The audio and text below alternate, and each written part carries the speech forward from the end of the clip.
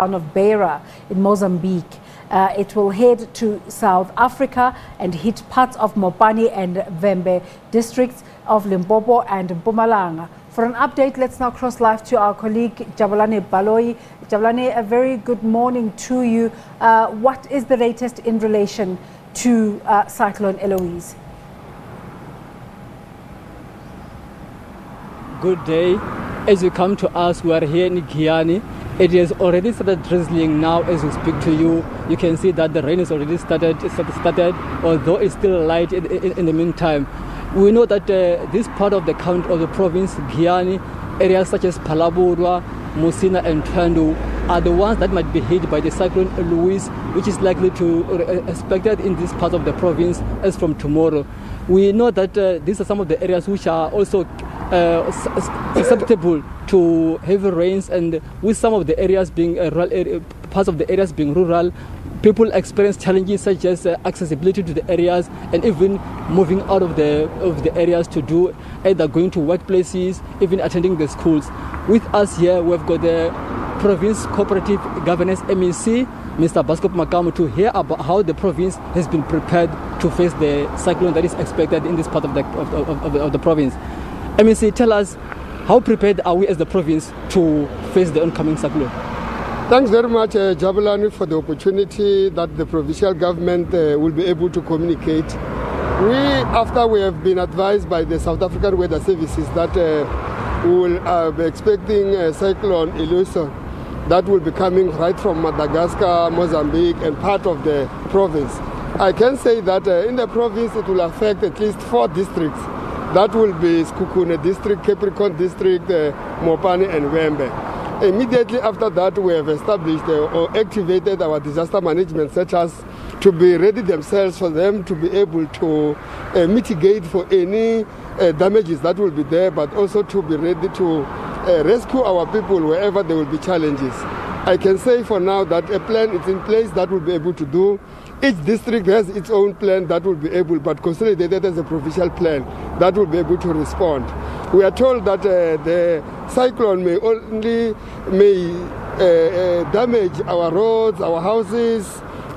So these are the areas that we are looking for. So we have established a team that will include a number of sector departments, but also state parastatals like ESCOM. It's ready for any eventuality, but the departments like Office of the Premier, Social Development, Public Works, it's ready. Salga as well, it's also be ready.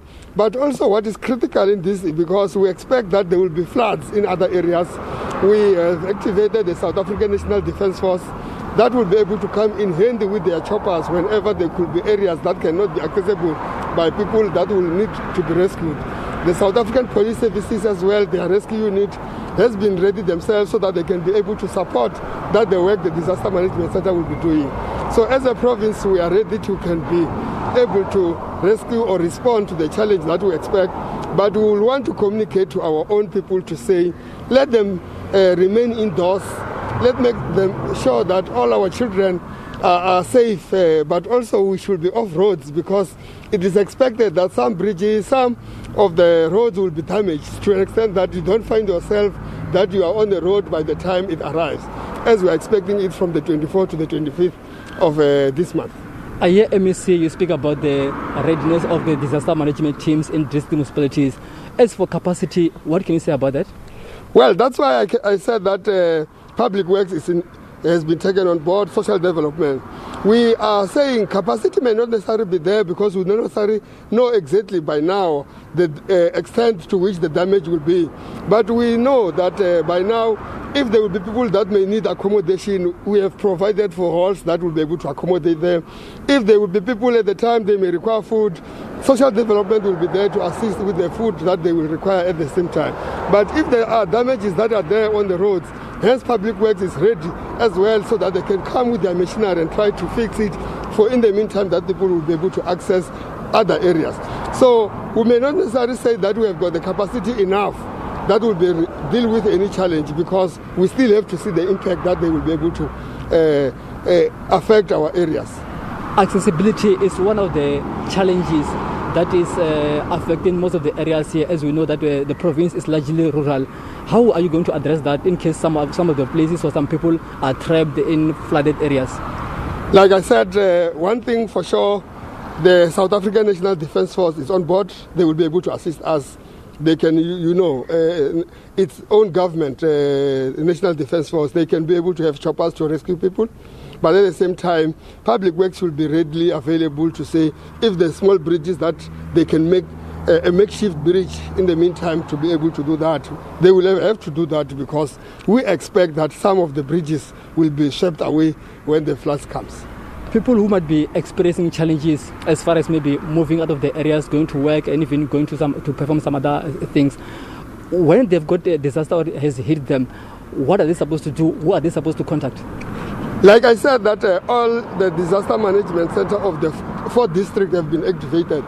We have already activated our joint operations centers, which will be able to include municipalities, our own councillors, wherever they are aware that they should be able to be communicating with these centers so that they can be able, like you say, even if there's somebody who is trapped somewhere else, it will be when the councillor or the traditional leader gets to have that information, call our disaster management center or our joint operations center so that they can be able to respond. It will not be that we will be able to see whatever is happening at the time, because you will understand we're talking about a cyclone in this case. So we will also be waiting to hear complaints or concerns or situations that will be coming from the ground, and we'll be able to react from that. Honorable MEC, thanks for your time. Thanks very much. That is the Province MEC for Cooperative Governance, Mr. Pasco Makamu, explaining on the situation and how the province is prepared to face the expected cyclone that might hit the part of this province. It's back to you. Thank you so much there, Jabulani Baloyi. Of course, it's a story we continue to watch. President Cyril Ramaphosa